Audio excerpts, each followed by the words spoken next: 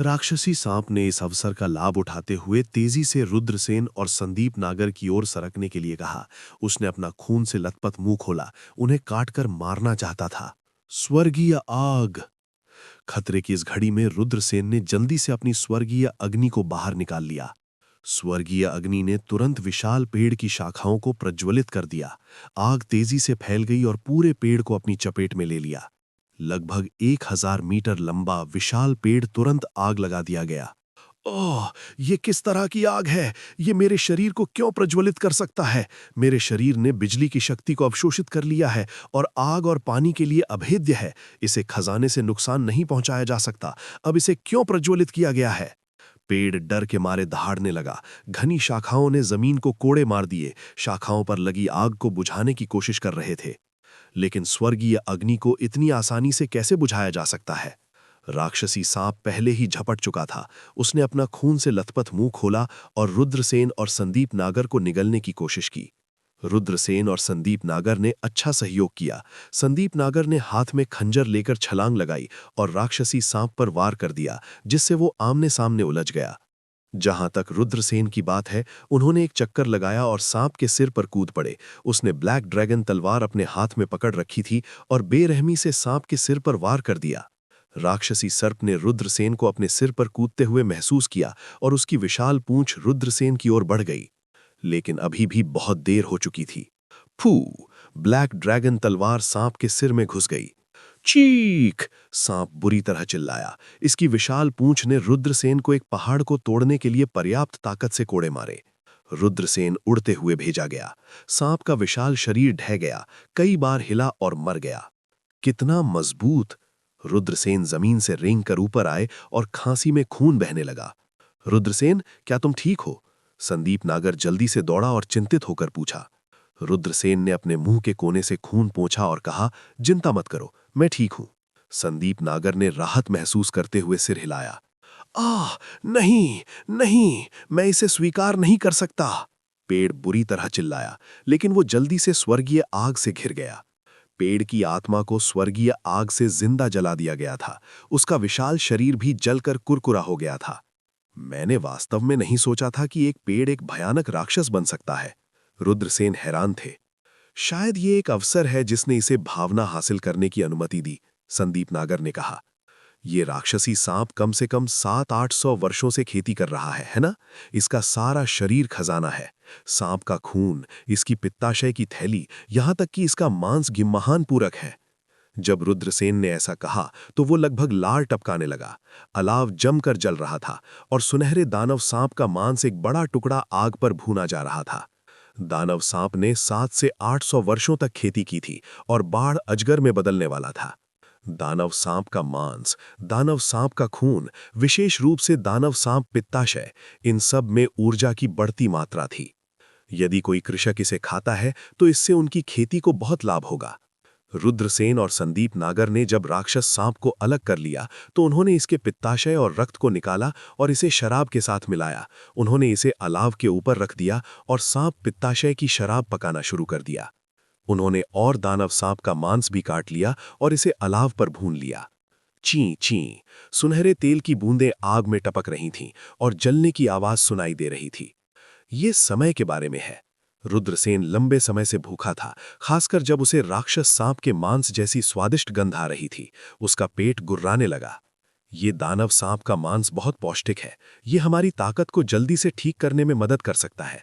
ये हमारी खेती के लिए भी अच्छा है। संदीप नागर ने दानव सांप का एक टुकड़ा लिया और एक बड़ा काट ले लिया। फिर उन्होंने कहा, रुद्रसेन, आपका बारबेक्यू कौशल वास्तव में अद्भुत है।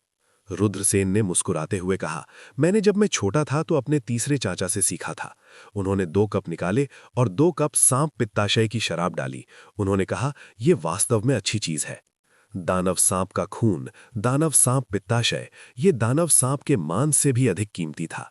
रुद्रसेन और संदीप नागर ने कप छपकाए, फिर उन दोनों ने शराब पी ली। तुरंत उन्होंने एक गर्म धारा अपने शरीर के माध्यम से बहते हुए महसूस की, जिससे उन्हें गर्मी महसूस हुई। कुछ ही देर बाद रुद्रसेन और संदीप नागर इसे और नहीं ले सकते थे। उन दोनों ने सांप पित्ताशय की शराब पी ली थी और इतना दानव सांप का मांस खा लिया था। ये एक राक्षस सांप था जिसने 700-800 वर्षों तक खेती की थी। इसका सबसे महत्वपूर्ण हिस्सा इसका पित्ताशय था।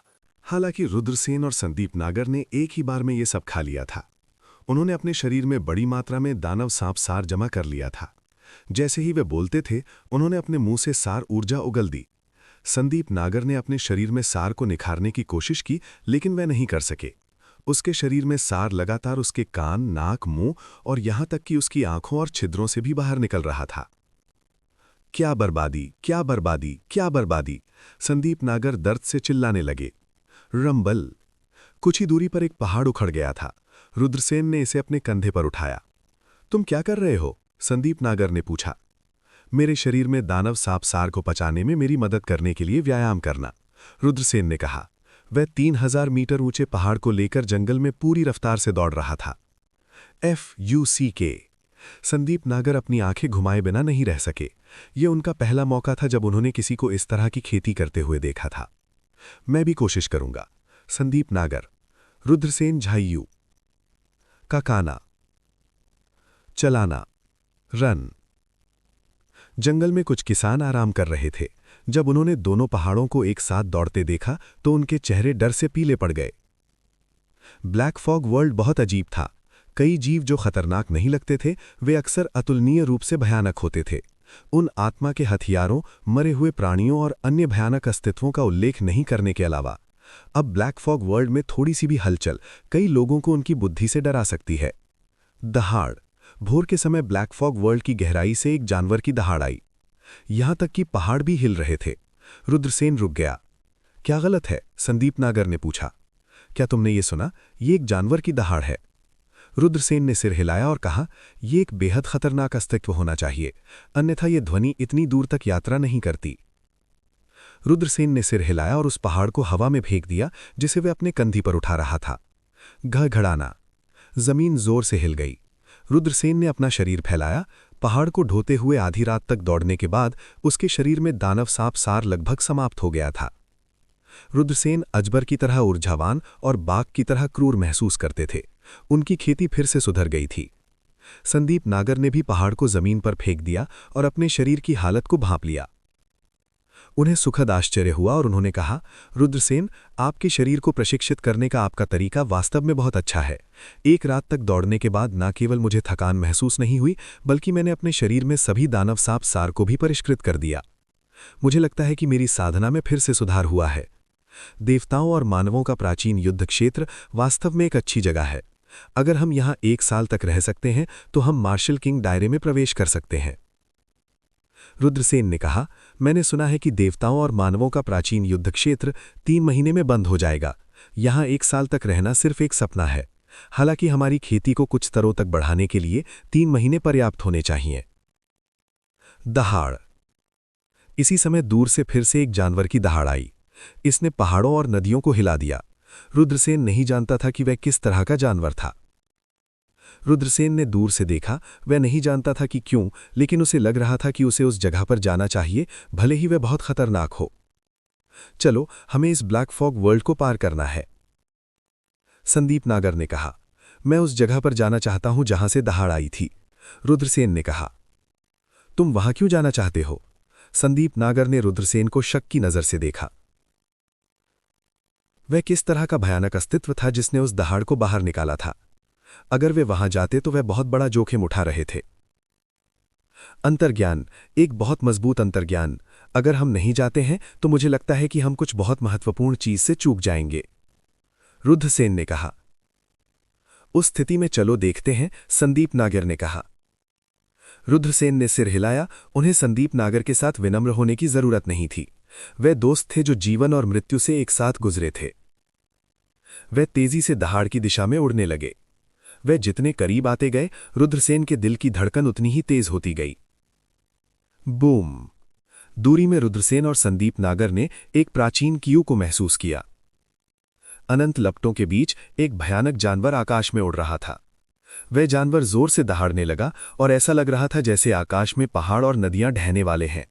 यह कल्पना करना कठिन था कि वह जानवर कितना भयानक था। यह क्यों है? संदीप नागर ने हैरानी में कहा। रुद्रसेन ने सिर हिलाया। ये दूसरा बार था जब उसने क्यूई जैसे प्राणी को देखा था। उस समय उसने एक बूझे क्यूई जानवर सम्राट को मरते हुए देखा था। बाद में रुद्रसेन ने क्यूई जानवर सम्राट के अवशेषों से क्यूई खजाना तकनीक प्राप्त की थी।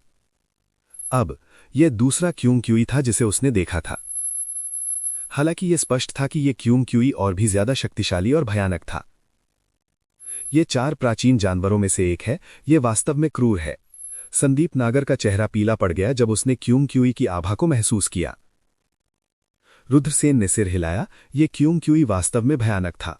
इसकी आभा बहुत प्राचीन थी और इसने लोगों को ऐसा महसूस कराया जैसे वह आदिम युग में थे। हालांकि उस समय रुद्रसेन के दिल की धड़कन और भी तेज हो गई। बज़, उसने महसूस किया कि उसके शरीर से एक मजबूत ऊर्जा की लहर आ रही है। यह है। रुद्रसेन चौंक गए। यह क्यूई क्लोन था जो 9 प्राचीन दिव्य सम्राटों में से एक था। यह एक मजबूत ऊर्जा की लहर उत्सर्जित कर रहा था। रुद्रसेन ने प्राचीन क्यूई क्लोन को देखा और उसका चेहरा शौक से भरा हुआ था। वह असली क्यूई नहीं है। यह प्राचीन दिव्य सम्राट क्यूई की अविनाशी मूल आत्मा है। रुद्रसेन ने 9 क्लोनों को परिष्कृत करने के लिए 9 दिव्य सम्राट आरेख का उपयोग किया। वे golden winged rock king clone, काले कछुए clone, Qi clone, heavenite demonic snake clone, सफेद बाघ clone, Taotie clone, void divine beast clone, radiant angel clone और अनडाइंग फीनिक्स क्लोन थे। इन 9 क्लोनों में अविश्वसनीय क्षमताएं थीं। उदाहरण के लिए golden winged rock king clone के पास अत्यधिक गति थी। क्यूई की सबसे शक्तिशाली क्षमता स्वाभाविक रूप से क्यूई ट्रेजर तकनीक थी। क्यूई ट्रेजर तकनीक जो रुद्रसेन ने प्राप्त की थी उसे एक अशुद्ध रक्त रेखा के साथ एक क्यूई द्वारा अंकित किया गया था। हालांकि यह शक्तिशाली था, यह एक आदिम रहस्यवादी कौशल के स्तर से बहुत दूर था। सच्ची क्यूई खजाना तकनीक की तुलना great heaven covering hand, lightning god की विरासत और आर्कियन ड्रैगनिस क्यू हाथी कला से की जा सकती थी। क्यूई की आक्रमण शक्ति 4 आदिम जानवरों क्यूई, ताओ वू, हुन दन और ताओटी में सबसे मजबूत थी। आदिम जानवर क्यूई अपनी क्यूई खजाना तकनीक से देवताओं को मार सकता है। ऐसा इसलिए था क्योंकि आदिम युग में क्यूई देवताओं को खिलाता था। इससे कोई भी देख सकता था कि क्यूई खजाना तकनीक कितनी भयानक थी। हालांकि ये स्पष्ट था कि रुद्रसेन ने जिस क्यूई खजाना तकनीक की खेती की थी वो बहुत सरल थी और एक आदिम रहस्यवादी कौशल के स्तर से बहुत दूर थी। अधिक से अधिक इसे केवल एक आदिम रहस्यवादी कौशल माना जा सकता है। दूसरे शब्दों में ये एक शुरुआती आदिम रहस्यवादी कौशल था। ये एक आदिम रहस्यवादी कौशल से कम 4 या 5 स्तर नीचे था। अब आदिम दिव्य सम्राट क्यूई की अविनाशी आदिम आत्मा प्रकट हुई थी। ये रुद्रसेन के लिए मौका था। यदि वो आदिम दिव्य सम्राट क्यूई के अविनाशी आदिम दिव्य सम्राट क्यूई के अविनाशी आदिम दिव्य सम्राट क्यूई के क्लोन को परिष्कृत कर सकता है, तो रुद्रसेन आदिम युग के अंतिम रहस्यवादी कौशल क्यूई खजाना तकनीक को भी विकसित कर सकता है। प्रत्येक आदिम युग का परम रहस्यवादी कौशल किसी की युद्ध क्षमता को छलांग और सीमा से बढ़ाएगा। किसी भी विरासत को स्वर्ग विरोधी कहा जा सकता है और रक्तपात का कारण बनने के लिए पर्याप्त है। अब जब रुद्रसेन ने archean draconis qi elephant art, lightning god की विरासत का पहला भाग स्काई लाइटनिंग आर्ट और ग्रेट हेवन कवरिंग हैंड प्राप्त कर लिया था, यदि वो क्यूई क्लोन को सफलतापूर्वक पुनर्जीवित कर सकता है तो वो चौथा सर्वोच्च प्राचीन कौशल प्राप्त करने में सक्षम होगा। कोई कल्पना कर सकता है कि प्राचीन क्यूई खजाना तकनीक को सफलतापूर्वक विकसित करने के बाद रुद्रसेन की युद्ध क्षमता किस तरह के भयानक स्तर तक बढ़ जाएगी। 5वीं आकाशीय परत के साधक रुद्रसेन 8वीं आकाशीय परत के एक साधक को कैसे हरा सकते हैं? ऐसा इसलिए था क्योंकि उन्होंने कई सर्वोच्च तकनीकों की खेती की थी। जितना अधिक वो खेती करेगा उतनी ही शक्ति वो जमा करेगा। जब वो टूटेगा तो उसे उतनी ही शक्ति प्राप्त होगी। अब रुद्रसेन ने कभी नहीं सोचा था कि वो यहाँ क्यूई की अविनाशी मूल आत्मा से सामना करेंगे। हालांकि जिस बात ने रुद्रसेन को कुछ हद तक असहाय बना दिया वो ये था कि ये अविनाशी मूल आत्मा बहुत शक्तिशाली प्रतीत होती है। इस व्यक्ति को परिष्कृत करना कोई आसान काम नहीं होगा। यह आदमी बहुत डरावना है। चलो, हम बहुत करीब आ गए तो हमें खोजा जाएगा, संदीप नागर ने कहा। वो नहीं जानता था कि रुद्रसेन क्या सोच रहे थे। रुद्रसेन ने थोड़ा भौएं चढ़ाईं। वो वास्तव में ऐसे ही जाने को तैयार नहीं था। धड़ाम। उस समय दुनिया भर में एक भयानक उतार चढ़ाव आया।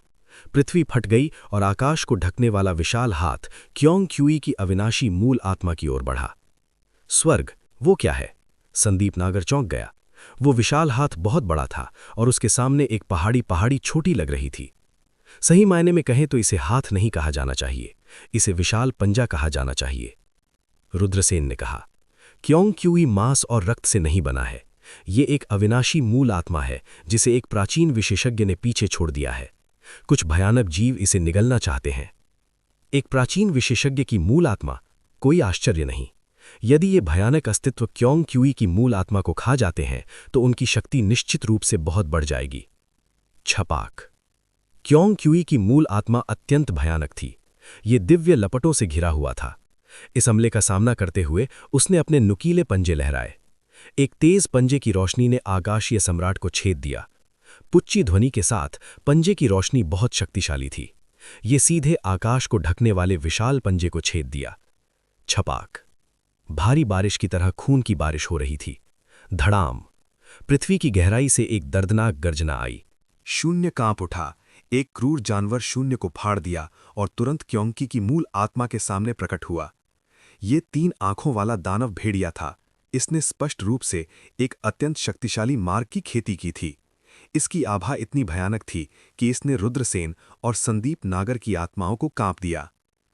3 आंखों वाले दानव भेड़िए के नुकीले पंजे ने क्योंकी की मूल आत्मा को पकड़ लिया, उसे फाड़ना चाहते थे। हालांकि क्योंकी की मूल आत्मा बिना किसी निशान के गायब हो गई।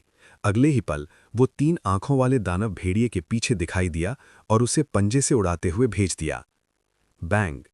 एक पृथ्वी चकनाचूर करने वाली ध्वनि के साथ 3 आंखों वाला दानव भेड़िया क्योंकी की मूल आत्मा द्वारा उड़ाते हुए भेज दिया गया था।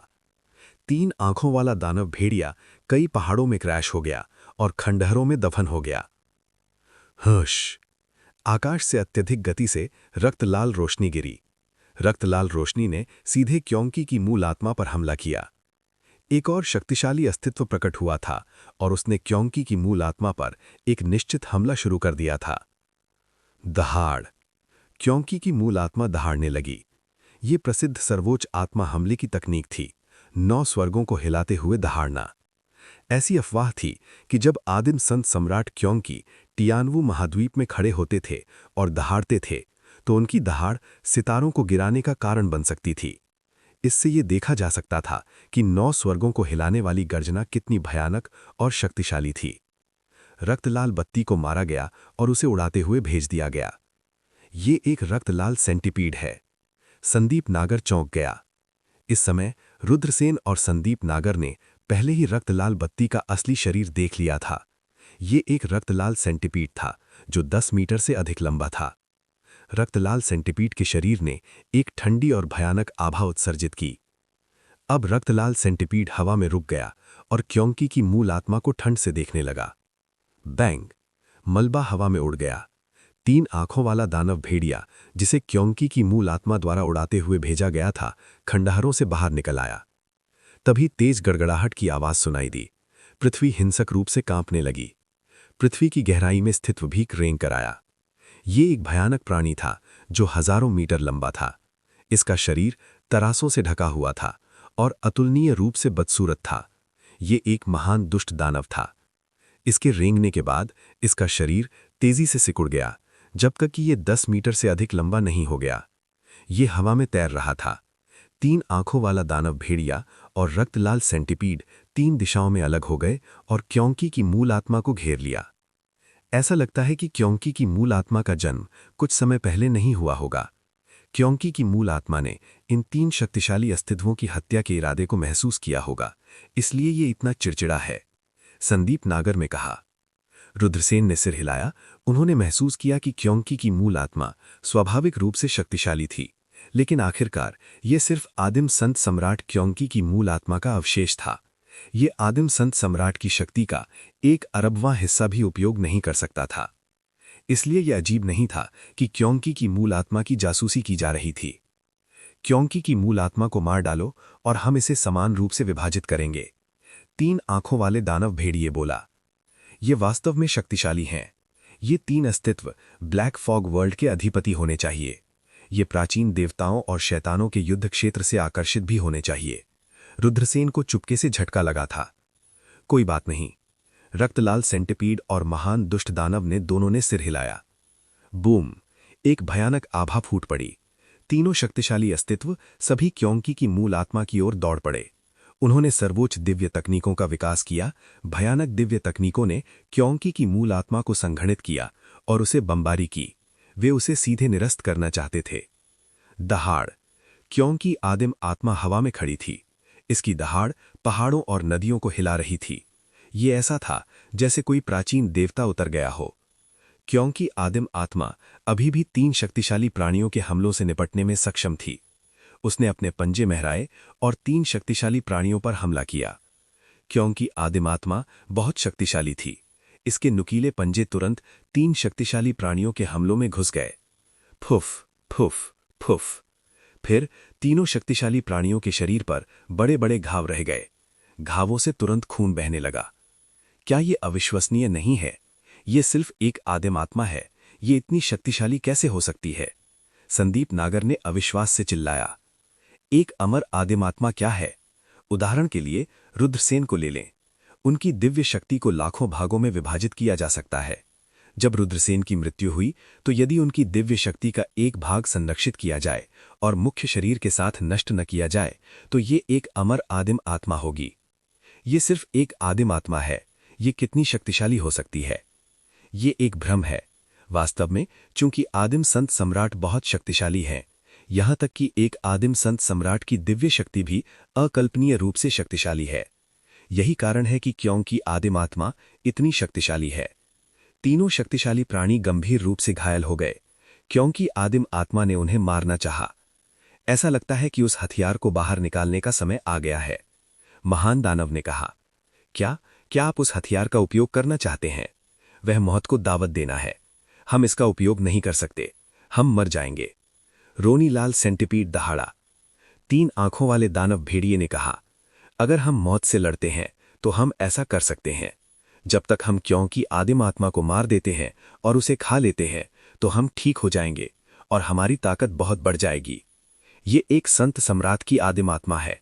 अगर हम जल्दी से कार्यवाही नहीं करते हैं तो देवताओं और शैतानों के प्राचीन युद्ध क्षेत्र में उन भयानक प्राणियों को क्योंकि आदिम आत्मा के बारे में पता चलता है तो क्या आपको लगता है कि हमारे पास अभी भी हिस्सा होगा?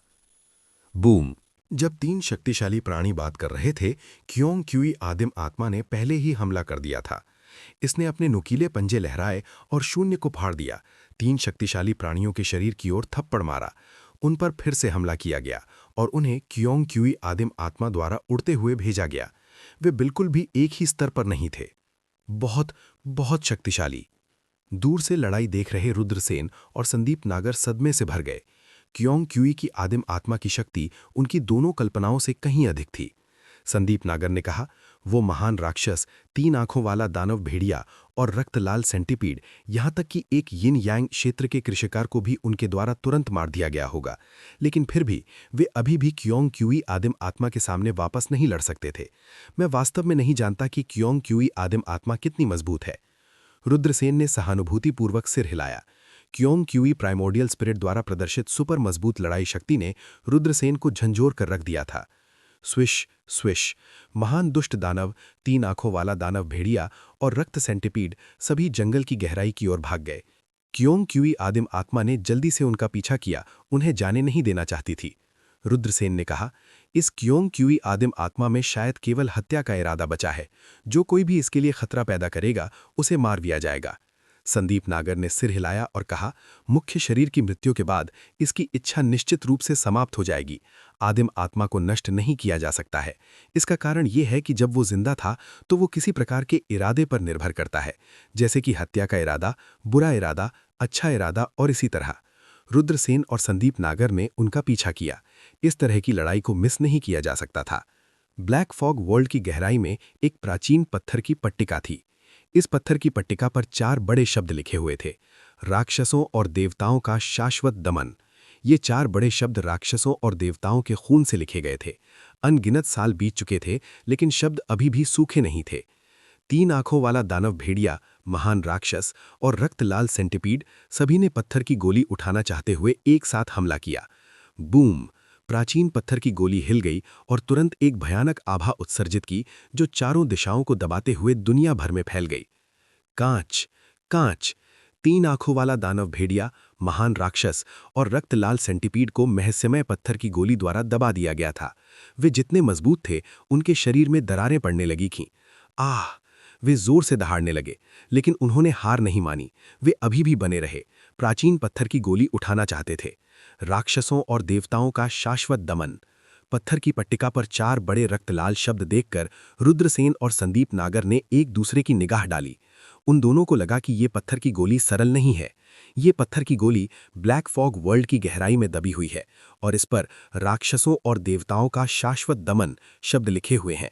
क्या इसका उपयोग राक्षसों और देवताओं के प्राचीन युद्ध क्षेत्र में मारे गए राक्षसों और देवताओं को दबाने के लिए किया जा सकता है? रुद्रसेन बड़बड़ाया। उसने कई चीजों के बारे में सोचा। राक्षस और देवता बहुत शक्तिशाली थे। मृत्यु के बाद इस बात की बहुत अधिक संभावना थी कि वे अमर आत्माओं या बुरी आत्माओं में बदल जाएंगे। इस स्थान पर राक्षसों और देवताओं का शाश्वत दमन दबाया गया, जिससे उन्हें बुरी आत्माओं या बुरी आत्माओं में बदलने से रोका जा सकता है। ये पत्थर की गोली बेहद डरावनी थी। 3 आंखों वाला दानव भेड़िया, महान राक्षस और रक्तलाल सेंटीपीड के शरीर तेजी से और तेजी से फट रहे थे। उन्हें एक बड़ा झटका लगा था और अब वे इसे और सहन नहीं कर सकते थे। बूम! अचानक उनके शरीर में मूल ऊर्जा जोर से जल उठी। राक्षसों और देवताओं का शाश्वत दमन उठाने के लिए उन्होंने खुद को मजबूत करने के लिए अपनी मूल ऊर्जा की एक बड़ी मात्रा को जलाने में संकोच नहीं किया। झपट्टा! कियोंग क्यूई प्राइमोर्डियल स्पिरिट जल्दी से उड़ गई। रुकने की हिम्मत नहीं थी। हालांकि कियोंग क्यूई प्राइमोर्डियल स्पिरिट में कोई चेतना नहीं थी, फिर भी ये समझ सकता था कि राक्षसों और देवताओं का शाश्वत दमन कितना भयानक है। उठो! अंधेरे में 100 मीटर लंबा दानव सांप धीरे धीरे पेड़ के ऊपर से रेंगता हुआ नीचे आया। ये दानव सांप अंधेरे में सबसे शांत हातिल की तरह था, चुपचाप दुश्मन को घातक झटका दे रहा था। मायावी सांप की अपनी उपस्थिति को छिपाने की क्षमता बहुत शक्तिशाली थी। ये धीरे धीरे रुद्रसेन और संदीप नागर के पास पहुंचा, लेकिन ये उनकी उपस्थिति छिपाने में सफल रहा। जब वे उनसे 10 मीटर की दूरी पर थे, तो मायावी सांप आखिरकार हिल गया। मायावी सांप ने अपना खून से लथपथ मुंह खोला और रुद्रसेन और संदीप नागर को निगलने की कोशिश की। अच्छा नहीं, एक मायावी सांप है। संदीप नागर की प्रतिक्रिया काफी तेज थी, क्योंकि वो जोर से चिल्लाया। रुद्रसेन जाग गया और जब उसने अपनी आंखें खोलीं तो उसने क्रूर खूनी मुंह देखा। सनसनाहट! वो अचानक मायावी सांप के हमले से बचते हुए बाहर निकल गए। संदीप नागर ने भी दूरी पर गोली मारी। बहुत अच्छा, जब वे हवा में थे तो जिस विशाल वृक्ष पर वे आराम कर रहे थे वो अचानक सजीव हो गया और घनी शाखाएं रुद्रसेन और संदीप नागर की ओर बढ़ गईं। ओह मानव बच्चे, मैं तुम्हारे स्वादिष्ट मांस को महसूस कर सकता हूं। विशाल पेड़ वास्तव में एक अत्यंत बदसूरत मानव चेहरा उगाया और एक धीमी और कर्कश आवाज निकली। अरे, पेड़ एक आत्मा बन गया है। रुद्रसेन चौंक गए। वो विशाल पेड़ की शाखाओं के चाबुक से बचना चाहते थे, लेकिन तब तक बहुत देर हो चुकी थी। बैंग! पेड़ की शाखाओं ने रुद्रसेन की शरीर को बेरहमी से कोड़े मारे और रुद्रसेन को उड़ते हुए भेज दिया गया। संदीप नागर की स्थिति रुद्रसेन की तुलना में बहुत बेहतर नहीं थी। उसे भी पेड़ की शाखाओं से उड़ते हुए भेजा गया था। इसके तुरंत बाद रुद्रसेन और संदीप नागर अनगिनत टहनियों से घिरे हुए थे। क्यूओंग क्यूई आदि महात्मा के अचानक 9 सिर हो गए। उस पल में क्यूओंग क्यूई प्राइमोर्डियल स्पिरिट की चरम पर पहुंच गई। प्राचीन क्यूओंग क्यूई प्रेमी तकनीक! रुद्रसेन चौंक गए। ये सच्ची प्राचीन क्यूओंग क्यूई प्रेमी तकनीक थी। क्यूओंग क्यूई प्रेमी तकनीक जो उसने जानवर सम्राट की हड्डियों से प्राप्त की थी, ये एक अत्यंत सरल क्यूओंग क्यूई प्रेमी तकनीक थी। ये प्राचीन क्यूओंग क्यूई प्रेमी तकनीक वास्तव में बहुत शक्तिशाली थी। क्यूओंग क्यूई आदिम आत्मा ने अपने पंजे मार दिए और राक्षसों और देवताओं के शाश्वत दमन को उड़ते हुए भेज दिया गया। बूम! राक्षसों और देवताओं का शाश्वत दमन एक बार फिर अपनी मूल स्थिति में वापस आ गया। ये कभी नहीं बदलेगा, हमेशा देवताओं और राक्षसों के प्राचीन युद्ध क्षेत्र को दबा देगा। जल्दी करो और चले जाओ। 3 आंखों वाला दानव भेड़िया, महान राक्षस और लाल रंग का सेंटीपीड सभी ने डर के मारे क्यूओंग क्यूई आदिमात्मा को देखा। क्यूओंग क्यूई आदिमात्मा ने प्राचीन क्यूओंग क्यूई प्रेमी तकनीक का उपयोग किया था, जिससे उन्हें घुटन महसूस हुई। 3 आंखों वाला दानव भेड़िया, महान राक्षस और सेंटीपीड ने मुड़ने और भागने में संकोच नहीं किया, लेकिन तब तक बहुत देर हो चुकी थी। प्राचीन क्यूओंग क्यूई आदिम आत्मा का उपयोग करने के बाद इसकी युद्ध शक्ति पहले ही एक अकल्पनीय स्तर पर पहुंच गई थी। उसने अपने पंजे लहराए। प्रकाश का एक पंजा उड़ गया। प्रकाश का पंजा तुरंत 3 आंखों वाले दानव भेड़िया, महान राक्षस और सेंटीपीड के शरीर में घुस गया। ये कैसे हो सकता है? 3 शक्तिशाली जीव अविश्वास में बड़बड़ाने लगे। इसके तुरंत बाद उनकी छाती फट गई, उनके शरीर नीचे गिर गए, जमीन में गिर गए, पहले से ही मर चुके थे। इंस्टा किल। रुद्रसेन और संदीप नागर को गहरा सदमा लगा। प्राचीन क्युओंग क्युई आदिम आत्मा वास्तव में बहुत भयानक थी। 3 सिर वाला दानव भेड़िया, महान राक्षस और सेंटिपीड सभी सर्वोच्च अस्तित्व थे जो येन और यांग क्षेत्र से आगे निकल गए थे, लेकिन वे वास्तव में प्राचीन क्युओंग क्युई प्रेमी तकनीक द्वारा स्थापित किए गए थे। 3 आंखों वाला दानव भेड़िया, महान राक्षस और लाल सेंटिपीड सभी गिर गए थे। क्युओंग क्युई आदिम आत्मा अब और नहीं टिक सकती थी और इसकी उत्पत्ति फैलने लगी थी। क्युओंग क्युई आदिम आत्मा अब और नहीं टिक सकती है। अभी वो हमला शायद उसका आखिरी हमला था। इसकी उत्पत्ति फैलने लगी है, संदीप नागर ने कहा। क्युओंग क्युई प्राइमोर्डियल स्पिरिट का 9 सिर वाला अवतार अपने मूल रूप में लौट आया, लेकिन ये अब और नहीं टिक सकता था। उसका शरीर वास्तव में ढह रहा था और ये अब और नहीं टिक सकता था। क्युओंग क्युई प्राइमोर्डियल स्पिरिट तेजी से दूर तक उड़ गई। आप 3 आंखों वाले दानव भेड़िया, महान राक्षस और लाल रंग की सेंटिपीड की लाशें इकट्ठा करने जाओ। मैं क्युओंग क्युई आदिम आत्मा का पीछा करूंगा, रुद्रसेन ने कहा। क्या तुम पागल हो? भले ही क्युओंग क्युई आदिम आत्मा नष्ट होने वाली है, फिर भी ये मरने से पहले आपको आसानी से मार सकती है, संदीप नागर ने कहा। चिंता मत करो, मेरे पास क्युओंग क्युई आदिम आत्मा से निपटने का एक तरीका है, रुद्रसेन ने कहा। संदीप नागर केवल सिर हिला सके और कह सके, सावधान रहना, मैं जल्द ही वहां पहुंच जाऊंगा। रुद्रसेन ने सिर हिलाया और संदीप नागर का पीछा करने के लिए अपने सुनहरे पंख खोल दिए। संदीप नागर ने 3 आंखों वाले दानव भेड़िया, महान राक्षस और लाल सेंटिपीड की लाशें इकट्ठा करने के लिए युद्ध क्षेत्र की ओर उड़ान भरी। ये तीनों शक्तिशाली अस्तित्व थे जो येन और यांग क्षेत्र से आगे निकल गए थे। उनके शरीर खजानों से भरे थे। उसी समय 15 किलोमीटर दूर विवान, पुराने नौकर और 2 अन्य गार्डों ने क्युओंग क्युई प्राइमोर्डियल स्पिरिट, ग्रेट फींड और क्रिम्सन सेंटिपीड के बीच लड़ाई देखी। ये क्युओंग क्युई आदिम आत्मा है, ये एक प्राचीन क्युओंग क्युई आदिम आत्मा है जो मर गई, बूढ़े नौकर ने कहा। ऐसा लगता है कि क्युओंग क्युई आदिम आत्मा नष्ट होने वाली है। ये बढ़िया है। अगर मैं क्युओंग क्युई आदिम आत्मा को परिष्कृत कर सकता हूं तो मेरी साधना का स्तर कितना ऊंचा हो जाएगा। विवान इतना उत्साहित था कि उसका शरीर कांपने लगा। हूश, हूश, हूश। वे चारों नहीं रुके और तेजी से युद्ध के मैदान की ओर उड़ गए। वे स्पष्ट रूप से क्युओंग क्युई प्राइमोर्डियल स्पिरिट का पीछा करने से पहले 3 आंखों वाले दानव भेड़िए, ग्रेट फींड और क्रिम्सन सेंटिपीड की लाशों को इकट्ठा करना चाहते थे। रुद्रसेन ने अपने सुनहरे पंखों का उपयोग क्युओंग क्युई आदिम आत्मा का पीछा करने के लिए किया। उस समय उसने हमला करने की हिम्मत नहीं की क्योंकि क्युओंग क्युई की आदिम आत्मा अभी तक नष्ट नहीं हुई थी। यदि रुद्रसेन ने हमला किया तो क्या क्युओंग क्युई की आदिम आत्मा उसे नहीं मार डालेगी? रुद्रसेन फींड की आदिम दानव आदिम आत्मा, क्या ओरिजिन की अपनी आदिम आत्मा होगी? ये आदिम दानव आदिम आत्मा लंबे समय तक करने के लिए रुद्रसेन ने उसका पीछा किया। लिन से रोटो की हड्डियां अंत तक ये करने के लिए एस को मुड़ने के लिए बदल गया। ये एस, ये इसे नष्ट करने के लिए है।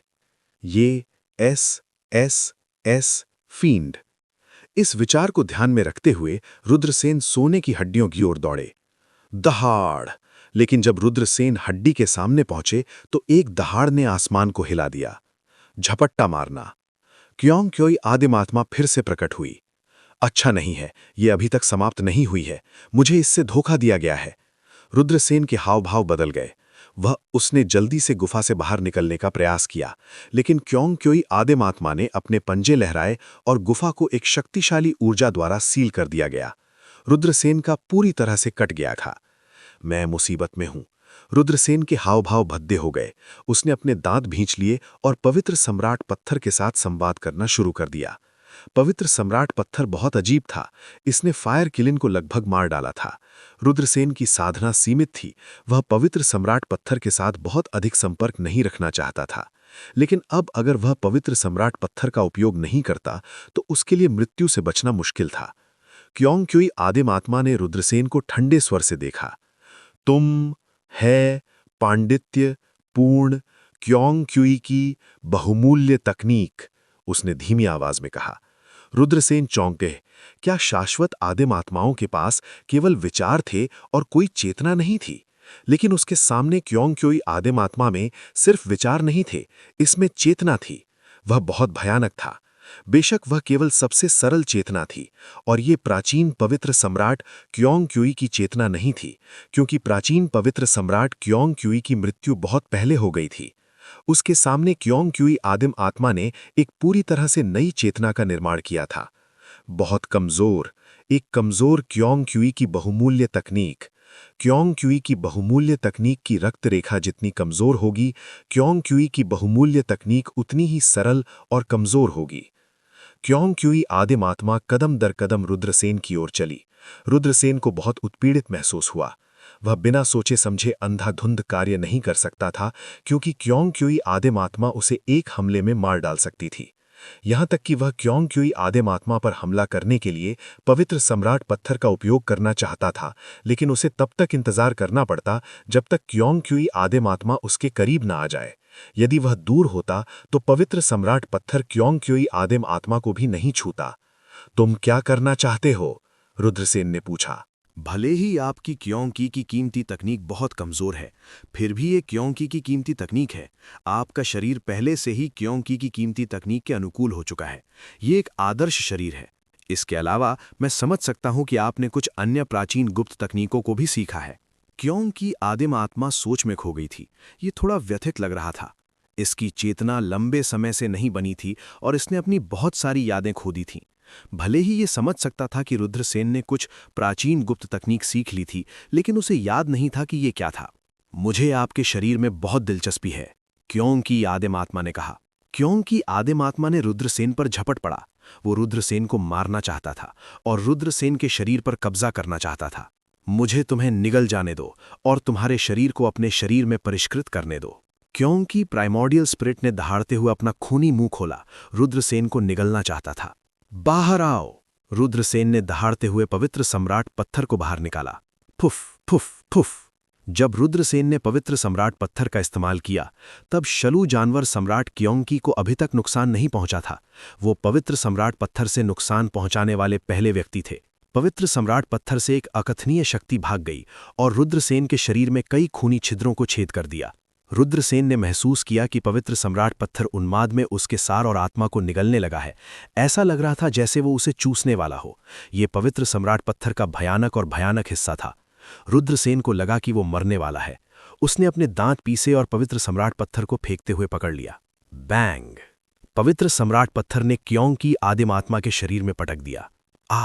यह है पवित्र सम्राट पत्थर, खून से सना हुआ पवित्र सम्राट पत्थर। ये कैसे हो सकता है? क्योंकि आदिम आत्मा ने पवित्र सम्राट पत्थर को डरावनी दृष्टि से देखा। इसके शरीर को पवित्र सम्राट पत्थर से मारा गया था। Crack crack. फिर क्योंकि आदिम आत्मा का शरीर विघटित होने लगा। अमर तकनीक! क्योंकि प्राइमोर्डियल स्पिरिट ने यह सब रोकने के लिए स्वर्ग विरोधी गुप्त तकनीक का इस्तेमाल किया, लेकिन यह विफल रहा। पवित्र सम्राट पत्थर में एक भयानक शक्ति थी जिसने क्योंकि आदिम आत्मा की मूल ऊर्जा को चकनाचूर कर दिया। बैंग! क्योंकि आदिम आत्मा सीधे फट गई। इसकी चेतना नष्ट हो गई, जिससे केवल मूल ऊर्जा हवा में निलंबित रह गई। क्योंकि आदिम आत्मा की चेतना नष्ट हो गई है। रुद्रसेन बहुत खुश था। वो लगभग पवित्र सम्राट पत्थर द्वारा मारा गया था, लेकिन वो किसी चीज के लिए पीड़ित नहीं था। लेकिन बहुत जल्दी रुद्रसेन का चेहरा काला पड़ गया। पवित्र सम्राट पत्थर क्योंकि आदिम आत्मा की मूल ऊर्जा को अवशोषित कर रहा था। इसे मुझसे मत चुराओ, ये मेरा है! रुद्रसेन गुस्से से चिल्लाया, दौड़ते हुए। पवित्र सम्राट पत्थर मोहक था। इसने सुनहरी रोशनी की एक किरण छोड़ी जिसने रुद्रसेन पर बमबारी की और उसे उड़ने के लिए भेज दिया। बैंग! रुद्रसेन दीवार से टकराए। इम्पैक्ट इतना मजबूत था कि रुद्रसेन को खून की खांसी हुई। रुद्रसेन रोना चाहता था, लेकिन आंसू नहीं निकले। बेशरम पवित्र सम्राट पत्थर, मैं तुम्हें मार डालूंगा! रुद्रसेन ने दांत पीसते हुए चार्ज किया। वो पवित्र सम्राट पत्थर को सफल नहीं होने दे सकता था, क्योंकि आदिमात्मा उसकी थी। यदि इसे पवित्र सम्राट पत्थर द्वारा अवशोषित कर लिया गया था, तो उसे दूसरी क्योंकि आदिमात्मा कहाँ मिलेगी? बैंग! लेकिन परिणाम पहली बार जैसा ही रहा। रुद्रसेन फिर से उड़ते हुए भेजा गया। पवित्र सम्राट पत्थर बहुत भयानक था। रुद्रसेन को फिर से खून की खांसी हुई। बेशरम पवित्र सम्राट पत्थर, तुम और मैं एक ही आकाश के नीचे मौजूद नहीं हो सकते। रुद्रसेन ने दांत पीसते हुए कहा। इस बार वो जल्दी नहीं किया। यदि उन्हें कुछ और बार उड़ान भरने के लिए भेजा जाता है तो रुद्रसेन को यकीन था कि उन्हें पवित्र सम्राट पत्थर द्वारा मार दिया जाएगा। यदि ऐसा होता है तो वो जितना हासिल करता है उससे अधिक खो देगा। भले ही रुद्रसेन पवित्र सम्राट पत्थर से नफरत करते थे, लेकिन वो इससे निपटने का कोई तरीका नहीं सोच सकते थे। क्या राक्षसी पत्थर है? रुद्रसेन ने उदास होकर सोचा। राक्षसी, राक्षसी। रुद्रसेन अचानक बड़बड़ाया। मोहक की बात करें तो सबसे मोहक राक्षसी और होना चाहिए, है ना? उस समय पवित्र सम्राट स्टोन ने फायर किलिन को आधी मौत के घाट उतार दिया था, लेकिन अंत में फायर किलिन अभी भी सेंट रॉयल स्टोन को दबाने में कामयाब रहा। इसने सेंट रॉयल स्टोन को अपने शरीर से निकालकर रुद्रसेन को फेंक दिया। हालांकि जब फायर किलिन ने राक्षसी ऑर्ब का सामना किया तो वो बिल्कुल भी विरोध करने में असमर्थ था और इसके स्रोत को राक्षसी ऑर्ब द्वारा निगल लिया गया था। मैं आज राक्षसों से लड़ने जा रहा हूं। रुद्रसेन ने शैतानी मनका निकाला और उसे पवित्र सम्राट पत्थर की ओर उड़ा दिया। बूम! राक्षसी मनके की आभा को महसूस करने के बाद सेंट रॉयल स्टोन ने एक भयानक आभा उत्सर्जित की और राक्षसी मनका का सामना करते हुए हवा में तैरने लगा। दो राक्षसी चीजें जिन्हें रुद्रसेन नियंत्रित नहीं कर सका, ऊर्जा की भयानक लहरें उत्सर्जित करती थीं। गुफा के अंदर की जगह विकृत हो रही थी। मेरा! रुद्रसेन ने सीधे क्योंग क्यूई आदिम आत्मा पर झपट पड़ा। उसे अब किसी और चीज की परवाह नहीं थी। उसे परवाह नहीं थी कि राक्षसी मनका ऋषि सम्राट पत्थर के साथ मौत से लड़ेगा या नहीं। मैं पहले क्योंग क्यूई की आदिम आत्मा को निगल जाऊंगा। रुद्रसेन चिंतित थे कि अगर उन्होंने क्योंग क्यूई की आदिम आत्मा को जल्दी से नहीं खा लिया तो ये सेंट रॉयल स्टोन और राक्षसी मनके के बीच विभाजित हो जाएगा। ये दोनों आइटम बहुत अजीब थे। वे कुछ भी कर सकते थे। परिष्कृत करें। रुद्रसेन द्वारा क्योंग क्यूई की आदिम आत्मा को निगलने के बाद उन्होंने इसे परिष्कृत करना शुरू कर दिया। इसी समय रुद्रसेन के डैंटियन में पुरातन दिव्य सम्राट क्योंग क्यूई के अवतार ने शक्तिशाली तरंगें उत्सर्जित कीं। पुरातन दिव्य सम्राट क्योंग क्यूई के अवतार से मजबूत भावनाओं की लहरें निकली। वो भावना अत्यधिक इच्छा की भावना थी। पुरातन दिव्य सम्राट क्योंग क्यूई के अवतार क्योंग क्यूई की आदिम आत्मा को निगलने के लिए बहुत उत्सुक था। रुद्रसेन द्वारा क्योंग क्यूई की आदिम आत्मा को परिष्कृत करने के बाद उन्होंने इसे पुरातन दिव्य सम्राट क्योंग क्यूई के अवतार में एकीकृत किया। बूम! इसके तुरंत बाद पुरातन दिव्य सम्राट क्योंग क्यूई के अवतार से एक भयानक शक्ति निकली। प्राचीन यादों की लहरें जागृत हुई लग रही थीं। हुश! जहां तक राक्षसी मनके की बात है, वो रुद्रसेन के शरीर में घुस गया और फिर से निष्क्रिय हो गया। सेंट रॉयल स्टोन के लिए भी यही था। ये एक प्रकाश की धारा में बदल गया और रुद्रसेन के शरीर में घुस गया। इस समय रुद्रसेन पुरातन दिव्य सम्राट क्योंग क्यूई के अवतार के जागरण में डूबा हुआ था। पुरातन दिव्य सम्राट क्योंग क्यूई के अवतार के जागरण के बाद उसके दिमाग में घनी जानकारी दिखाई दी। ये सब पुरातन दिव्य सम्राट क्योंग क्यूई की यादों के बारे में था। उनमें से स्वाभाविक रूप से पुरातन क्योंग क्यूई की खजाना टेक्निक का परिचय था। पुरातन क्योंग क्यूई की खजाना टेक्निक का उपयोग करते समय संघनित किए गए प्रत्येक अतिरिक्त सिर इस गुप्त तकनीक की युद्ध शक्ति को 2 गुना कर देगा। अधिक से अधिक इसे पूरे 9 गुना तक बढ़ाया जा सकता है। ये बस अनसुना था। हालांकि स्पष्ट रूप से 9 सिरों को संघनित करना आसान नहीं था। ये पुरातन क्योंग क्यूई की खजाना टेक्निक की सीमा थी। अनंत वर्षों में पुरातन दिव्य सम्राट क्योंग क्यूई के अलावा क्योंग क्यूई क्लैन के बाकी सदस्य 9 सिरों के अंतिम रूप को संघनित करने में सक्षम थे। ऐसा केवल 5 लोग ही कर सकते थे। क्योंग क्यूई क्लैन के लिए ही खेती करना इतना कठिन था, अन्य कुलों की तो बात ही छोड़ दें। इसके बाद आधे घंटे बाद रुद्रसेन ने अपनी आंखें खोली। उनके चेहरे पर खुशी झलक रही थी। पुरातन दिव्य सम्राट क्योंग क्यूई का अवतार जाग गया था। रुद्रसेन ने पुरातन क्योंग क्यूई की खजाना टेक्निक प्राप्त की। इस पुरातन दिव्य सम्राट क्योंग क्यूई के अवतार को पोषण के लिए रुद्रसेन के ट्यानशु मेरिडियन में छिपाया गया था और गोल्डन विंग्ड ग्रेट रॉक अवतार पोषण के लिए रुद्रसेन के ट्यानमैन मेरिडियन में शामिल किया गया था। रुद्रसेन की शक्ति में वृद्धि के बाद ये दोनों अवतार भी मजबूत और मजबूत होते जाएंगे। भविष्य में ये वास्तविक देवता बन सकते हैं। बहरहाल, अगर एक दिन रुद्रसेन पुरातन ड्रैगन स्क्यू एलिफेंट की ताकत के बराबर एक भयानक अस्तित्व बन जाता है, तो उसके ट्यानशु मेरिडियन में पुरातन दिव्य सम्राट के अवतार को प्राचीन दिव्य सम्राट की शक्ति के स्तर तक पहुंचने में सक्षम होना चाहिए। भविष्य में जब उसे किसी दुश्मन का सामना करना पड़ेगा तो वो सीधे प्राचीन दिव्य सम्राट के अवतार को बुला सकता है और हर चीज को पार कर सकता है। रुद्रसेन ने अपनी चोटों की जांच की।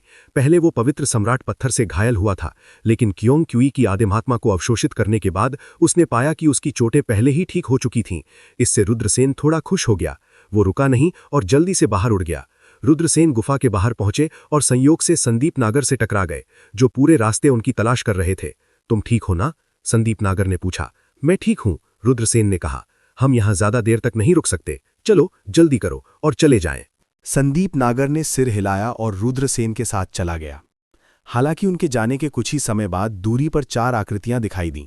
लानत है, मुझे नहीं पता कि उन 3 क्रूर जानवरों की लाशें पहले से किसने प्राप्त की थीं। अगर मुझे पता चल गया तो मैं निश्चित रूप से उसे 1000 टुकड़ों में काट दूंगा। किसी ने धीमी आवाज में शाप दिया। यंग मास्टर, भले ही उन 3 क्रूर जानवरों की लाशें कीमती हैं, लेकिन उनके और क्योंग क्यूई की आदिम आत्मा के बीच बहुत बड़ा अंतर है। मैं पहले से ही पर्वत श्रृंखला की गहराई में क्योंग क्यूई की आदिम आत्मा की क्यूई को महसूस कर सकता हूं। जब समय आता है तो आपके लिए सबसे महत्वपूर्ण बात यह है कि आप क्योंग क्यूई की आदिम आत्मा को परिष्कृत करें और अपनी साधना बढ़ाएं, बूढ़े नौकर ने कहा। रुद्रसेन और संदीप नागर स्वाभाविक रूप से विवान को टुकड़े टुकड़े करना चाहते थे। हालांकि उन्होंने जल्दबाजी में काम नहीं किया, क्योंकि पुराना नौकर बहुत शक्तिशाली था। रुद्रसेन और विवान 5वीं स्वर्गीय परत के ऊपर एक मार्शल किंग के खिलाफ नहीं लड़ सकते थे। अनुसरण करो और देखो कि क्या कोई मौका है। अगर मौका मिले तो उसे मार डालो, रुद्रसेन फुसफुसाए। ठीक है, संदीप नागर ने सिर हिलाया। उन दोनों ने बहुत बारीकी से पीछा नहीं किया। ऐसा इसलिए था क्योंकि विवान का पुराना नौकर बहुत शक्तिशाली था। यदि वे बहुत बारीकी से अनुसरण करते हैं तो उन्हें खोजा जा सकता है। वे चुपचाप उसके पीछे चले गए। ऐसा लगता है कि वे यहाँ क्योंग क्यूई प्राइमोडियल स्पिरिट के लिए हैं, रुद्रसेन ने मन ही मन सोचा, जबकि उसने विवान और अन्य लोगों को क्योंग क्यूई प्राइमोडियल स्पिरिट की गुफा की ओर चलते हुए देखा। यंग मास्टर, ये अंदर है, बूढ़े नौकर ने गहराई में गुफा की ओर इशारा किया। विवान ने उस पर नजर डाली और भौहें चढ़ाईं। कोई खतरा नहीं होगा, है ना? अगर यंग मास्टर चिंतित हैं तो मैं अंदर जाकर देखूंगा। अगर कोई खतरा नहीं है तो मैं यंग मास्टर को बुलाऊंगा, बूढ़े नौकर ने कहा। तो जाओ, जल्दी करो, मुझे बहुत लंबा इंतजार मत करो, विवान ने अपना हाथ हिलाया। हाँ। फिर बूढ़ा नौकर गुफा में घुस गया। गार्ड्स में से एक ने कहा, यंग मास्टर, यदि आप क्योंग क्यूई आदिम आत्मा को परिष्कृत करते हैं तो आपकी खेती बहुत बढ़ जाएगी। आप जल्द ही येन और यांग क्षेत्र के विशेषज्ञ भी बन सकते हैं। ये सही है, ये सही है। समय आने पर यंग मास्टर, कृपया हम वफादार नौकरों के बारे में मत भूलना, दूसरे गार्ड ने चापलूसी भरी अभिव्यक्ति के साथ कहा।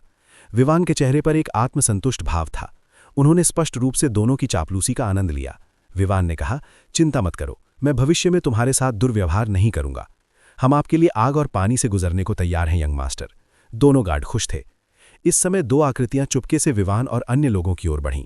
ब्लैक फॉग वर्ल्ड कोहरे में डूबा हुआ था। यही कारण था कि विवान और अन्य लोगों ने रुद्रसेन और संदीप नागर के दृष्टिकोण पर ध्यान भी नहीं दिया।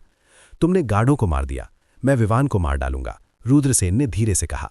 संदीप नागर ने सिर हिलाया। वे विवान के और करीब आ रहे थे। जब वे लगभग 10 मीटर दूर थे तो वे दोनों एक विशाल चट्टान के पीछे छिप गए और एक गहरी सांस ली। Swish swish. रुद्रसेन और संदीप नागर ने तुरंत विवान और 2 गार्डों की ओर धावा बोला। उस समय बूढ़ा मार्शल किंग नौकर विवान के पक्ष में नहीं था। विवान को मारने का यह सबसे अच्छा समय था। वे दोनों बेहद तेज थे और एक पल में वे विवान और 2 गार्डों के सामने थे। ये तुम हो? विवान ने अपने पीछे की आभा को महसूस किया और रुद्रसेन को उस पर चार्ज करते हुए देखकर मुड़ा और उसकी अभिव्यक्ति बदल गई, लेकिन तब तक बहुत देर हो चुकी थी। रुद्रसेन ने ब्लैक ड्रैगन स्वॉर्ड को अपने हाथ में घुमाया। पच! विवान का दाहिना हाथ रुद्रसेन ने काट दिया था। तुरंत खून बहने लगा। विवान ने एक करुण रोन छोड़ी। मूल रूप से विवान की शक्ति रुद्रसेन से कम नहीं थी। आमने सामने की लड़ाई में विवान से निपटना आसान नहीं होगा। आमने सामने की तो बात ही छोड़ दीजिए। विवान जल्दी से गुफा की ओर दौड़ा। पुराने नौकर को ढूंढना चाहता था। आप बच नहीं सकते। रुद्रसेन के हाव भाव उदासीन थे। उसके सुनहरे पंख फैल गए। वह आकाश में उड़ गया और तुरंत विवान के सामने उड़ गया। वह आकाश से उतरा और अपनी तलवार से नीचे गिर गया। मेरी नजरें तुम पर हैं। विवान गुस्से से दहाड़ने लगा। रुद्रसेन ने उनका रास्ता रोक लिया था और उनके पास रुद्रसेन के हमले से निपटने के अलावा कोई विकल्प नहीं था। उन्होंने रुद्रसेन के आक्रमण को रोकने के लिए अपना भाला लहराया। हालांकि उसके पीछे से एक घना हत्या का इरादा आया। विवान के हाव भाव बहुत बदल गए। वे जानता था कि संदीप नागर ने उस पर हमला किया है। संदीप नागर के हमले से बचने के लिए विवान बाईं ओर जाना चाहते थे। हालांकि इस समय रुद्रसेन ने अपनी भक्षण करने वाली मार्शल आत्मा को सक्रिय कर दिया। Triple devouring martial soul superimposed. इसने एक शक्तिशाली चुंबकीय क्षेत्र का गठन किया जिसने सीधे विवान को कैद कर लिया। एक ब्लेड चमक उठा। संदीप नागर का ब्लेड विवान के सीने में घुस गया। विवान ने अविश्वास से खंजर को देखा। अगले ही पल रुद्रसेन ने विवान पर अपनी तलवार घुमाई। खुश! विवान का सिर आकाश में उड़ गया। खून बह रहा था क्योंकि उसकी बिना सिर वाली लाश जमीन पर गिर गई थी। छोटे, क्या तुम मौत को दावत दे रहे हो? बूढ़ा नौकर बाहर निकला। जब उसने देखा कि रुद्रसेन और संदीप नागर ने विवान को मारने के लिए सेना में शामिल हो गए थे तो उसकी आंखें लगभग अपने सॉकेट से बाहर निकल गई। वह गुस्से से दहाड़ने लगा। वह सिकड़ा हुआ शरीर अचानक रुद्रसेन और संदीप नागर की ओर बढ़ गया। ये बूढ़ा आदमी पागल है, चलिए चलते हैं, रुद्रसेन चिल्लाया। उसका और संदीप नागर का निशाना विवान था। अब जब विवान मारा गया था तो बूढ़े नौकर से लड़ने की कोई जरूरत नहीं थी। रुद्रसेन ने संदीप नागर को पकड़ा और अपने सुनहरे पंख फैलाए। वह तुरंत आकाश में उड़ गया और गायब हो गया। बूढ़ा नौकर पीछा करना चाहता था, लेकिन वह पकड़ नहीं सका। 50 मील दूर रुद्रसेन और संदीप नागर उतरे। हा हा हा हा, कितना ताज़ा है। वे दोनों हंस पड़े। विमान से छुटकारा पाने के बाद दोनों अच्छे मूड में थे। वे रुके नहीं। कुछ देर आराम करने के बाद वे अपने रास्ते पर चलते रहे। वे दोनों ब्लैक फॉग वर्ल्ड की गहराइयों से गुजरने वाले थे। वे देवताओं और राक्षसों के सच्चे युद्ध क्षेत्र में प्रवेश करने वाले थे। वे उस स्थान से गुजरे जहां क्योंग की आदिम आत्मा ने 3 जानवरों से लड़ाई की थी। वो शाश्वत दमन भगवान शैतान स्टेल। संदीप नागर ने एक पत्थर की ओर इशारा किया जो 10 मीटर से अधिक लंबा था। ये जमीन के अंत में खड़ा था। शाश्वत दमन भगवान शैतान स्टेल एक दामनी रक्त लाल रोशनी के साथ टिमटिमा रहे थे। एक प्राचीन आभा शाश्वत दमन भगवान डेविल स्टेल से निकलती है। यह प्राचीन स्टेल बेहद भयानक था, यहाँ तक कि क्योंग की आदिम आत्मा भी इससे नष्ट हो गई थी। यदि शाश्वत दमन भगवान डेविल स्टेल गंभीर रूप से घायल नहीं हुआ होता तो ये क्योंग की आदिम आत्मा की चेतना को नष्ट करने में सक्षम नहीं होता। रुद्रसेन और संदीप नागर शाश्वत दमन भगवान डेविल स्टेल की ओर चल पड़े। वे इस पर करीब से नजर डालना चाहते थे, लेकिन इस समय शाश्वत दमन भगवान डेविल स्टेल के अक्षर अचानक अंतहीन रक्त लाल प्रकाश उत्सर्जित करने लगे थे। एक भयानक आभा बाहर निकली और उसने रुद्रसेन और संदीप नागर को घेर लिया। रुद्रसेन को तुरंत महसूस हुआ कि भयानक आभा उनके शरीर को नष्ट करने वाली है। वाह! यहाँ तक कि रुद्रसेन जैसा मजबूत व्यक्ति भी इसका सामना नहीं कर सका और उसने एक मुंह खून उगल दिया। हमेशा के लिए वश में करने वाला भगवान डेविल स्टेल बहुत भयानक था। रुद्रसेन को खांसी से खून बह रहा था, लेकिन संदीप नागर की स्थिति रुद्रसेन से भी बदतर थी। वे दोनों जल्दी से पीछे हट गए और हमेशा के लिए वश में करने वाले भगवान डेविल स्टेल को अपने पीछे छोड़ दिया। रुद्रसेन फूट फूट कर हंसा। दूर से 3 आंखों वाला दानव भेड़िया, महाराक्षस और रक्त सेंटीपीड ने क्योंग की आदिम आत्मा को मारने के लिए हमेशा के लिए वश में करने वाले भगवान डेविल स्टेल को लिया। किसने सोचा होगा कि हमारे पास इसे करीब से देखने की क्षमता भी नहीं होगी? हम लगभग मारे गए थे। संदीप नागर ने कहा, ये हमेशा के लिए वश में करने वाला भगवान डेविल स्टेल बहुत अजीब है। मजबूत, ये हमेशा के लिए हमेशा वश में रहने वाला भगवान डेविल स्टेल वास्तव में आदिम देवताओं और राक्षसों को दबाने के लिए बनाया गया एक प्राचीन स्टेल है, जो देवताओं और राक्षसों के प्राचीन युद्ध क्षेत्र में मारे गए थे। रुद्रसेन और संदीप नागर जल्दी से चले गए। वे कहाँ हैं? वे कहाँ हैं? उनके जाने के लगभग 2 घंटे बाद बूढ़े नौकर ने उनका पीछा किया। उसकी हत्या का इरादा लगभग मूर्त था। रुद्रसेन और संदीप नागर की खोज करते हुए बूढ़े नौकर की दहाड़ ने आकाश को हिला दिया। हालांकि रुद्रसेन और संदीप नागर पहले ही जा चुके थे। तुम बच नहीं पाओगे, मैं आपकी फीकी आभा को महसूस कर सकता हूं। कोई फर्क नहीं पड़ता कि आप कहां भागते हैं, मैं आपको यंग मास्टर का बदला लेने के लिए मार डालूंगा। बूढ़े नौकर का चेहरा विकृत हो गया था क्योंकि वो जल्दी से उनका पीछा कर रहा था। घड़घड़ाहट। ब्लैक फॉग वर्ल्ड की गहराई में मरे हुओं की एक सेना के रूप में पृथ्वी कांपी, और ये सिर्फ एक लहर नहीं थी। मरे हुए सेना ने देवताओं और शैतानों के प्राचीन युद्ध क्षेत्र के प्रवेश द्वार को सील कर दिया था। बाहरी क्षेत्रों में कई किसान थे जो अवसर की प्रतीक्षा कर रहे थे। दोस्त, क्या मैं पूछ सकता हूं कि यहाँ इतने सारे मरे क्यों हैं? रुद्रसेन ने अपनी मुट्ठी बांधी और अपनी 20वां के दशक में एक किसान से पूछा। किसान ने उत्तर दिया, ब्लैक फॉग वर्ल्ड की गहराई में मरे हुओं का एक देश है। क्या आप इसे देखते हैं? ये वहां पर पहाड़ों में गहरा है। मरे हुए सेना देश से मरे हुए हैं। ऐसा कहा जाता है कि जब वे जीवित थे और प्राचीन शैतानों के शासन में थे तो वे एक अत्यंत शक्तिशाली शक्ति थे। हालांकि देवताओं और शैतानों के प्राचीन युद्ध के दौरान उन्होंने प्राचीन शैतानों को धोखा दिया और प्राचीन शैतानों की सेना में शामिल हो गए। उन्हें प्राचीन शैतानों द्वारा श्राप दिया गया था। देवताओं और शैतानों के प्राचीन युद्ध के बाद श्रापित लोग, जो हमेशा के लिए श्रापित थे, देवताओं और शैतानों के प्राचीन युद्ध क्षेत्र में मरे हुए हो गए। ब्लैक फॉग वर्ल्ड की रक्षा करते हुए और बाहरी लोगों को प्रवेश करने से रोकते थे। एक श्रापित सेना? रुद्रसेन चौंक गया। एक विराम के बाद लिन रुद्रसेन ने जारी रखा, प्राचीन शैतानों की सेना और शैतान और देवता देवताओं और शैतानों के युद्ध क्षेत्र में प्रवेश नहीं कर सकते। रात में देवताओं और शैतानों के युद्ध क्षेत्र का मार्ग खुल जाएगा। उस समय किसान जबरदस्ती अंदर जा सकते हैं। अवश्य, उन पर मृतकों की सेना द्वारा हमला किया जाएगा, इसलिए उन्हें अपनी ताकत पर निर्भर होना होगा। किसान ने कहा, तो ये ऐसा ही है, हर कोई रात होने का इंतजार कर रहा है। रुद्रसेन ने सिर हिलाया और कल्टीवेटर को धन्यवाद दिया। इसके बाद वो संदीप नागर की ओर चला गया और उसे बताया कि उसने क्या सुना था। चलो, आराम करने और ठीक होने की जगह खोजते हैं। रात में हम सेना का अनुसरण करेंगे और देवताओं और शैतानों के प्राचीन युद्ध क्षेत्र में प्रवेश करेंगे। रुद्रसेन ने कहा। उन दोनों को आराम करने की जगह मिल गई। अधिक से अधिक किसान इकट्ठे हुए।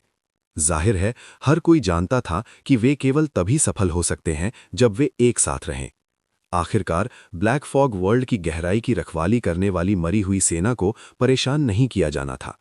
यद्यपि वे श्रापित थे और मरे हुए थे और उनके पास प्राचीन काल की शक्तिशाली शक्ति नहीं थी, फिर भी ये मरे हुए बहुत भयानक थे। ताकत में कमी केवल एक सापेक्ष शब्द थी। रुद्रसेन और संदीप नागर आराम करने की जगह खोज रहे थे। इसी समय उन्हें अचानक उनके पीछे एक आवाज सुनाई दी। असीम ताओवादी मास्टर, आपसे फिर से मिलना कितना संयोग है। रुद्रसेन ने अपना सिर घुमाया और असीम ताओवादी मास्टर को देखा। वो अवाक था और यहां तक कि कहा जा सकता था कि वो अपनी आंखें घुमा रहा था। वो इस श्रापित ताओवादी मास्टर से फिर से क्यों मिला? कोई फर्क नहीं पड़ता कि वो कहां गया, इस ताओवादी मास्टर की आकृति हर जगह लग रही थी। तो ये ताओवादी मास्टर है, आपसे मिलकर अच्छा लगा, रुद्रसेन ने कहा। असीम ताओवादी मास्टर ने कहा, आपके चमकते चेहरे को देखकर ऐसा लगता है कि आपको बहुत फायदा हुआ है। रुद्रसेन ने मुस्कुराते हुए कहा, ये सब ताओवादी मास्टर का धन्यवाद है। यदि ताओवादी मास्टर की अचूक भविष्यवाणियां नहीं होती तो मेरे पास इतने सारे आकस्मिक अनुभव कैसे होते? रुद्रसेन ने अचूक शब्द पर जोर दिया। वो स्पष्ट रूप से असीम ताओवादी मास्टर के भाग्य बताने के कौशल का मजाक उड़ा रहा था।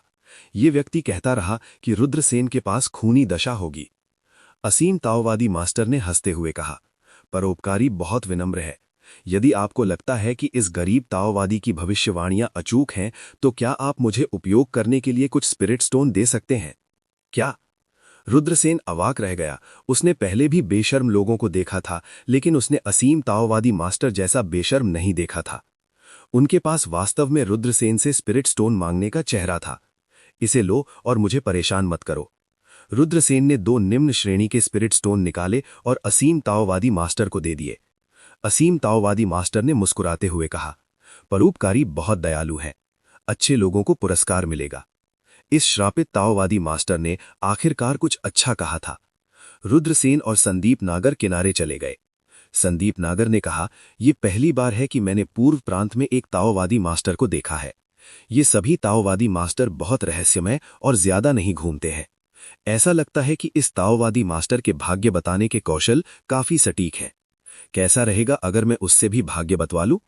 रुद्रसेन ने दुखी होकर कहा, उस ताओवादी मास्टर के बहकावे में मत आओ। इस ताओवादी मास्टर के पास वास्तविक कौशल कैसे हो सकता है? मैंने उसे केवल 2 स्पिरिट स्टोन इसलिए दिए क्योंकि मैं उसके धोखाधड़ी से नाराज था। संदीप नागर का मुंह फड़कने लगा। नकली ताओवादी मास्टर? ये व्यक्ति वास्तव में कैसे खेलना जानता है कि वो वास्तव में ताओवादी मास्टर होने का हिम्मत करता है? अगर उन ताओवादियों को पता चल गया तो मुझे आश्चर्य है कि क्या वे उसकी खाल उतार देंगे। रुद्रसेन और संदीप नागर को आराम करने की जगह मिल गई। इस समय के दौरान अधिक से अधिक विशेषज्ञ पहुंचे, जिनमें प्राचीन गुटों में से कुछ लोग भी शामिल थे। रुद्रसेन ने चांदी के बाल वाले कुछ लोगों को देखा।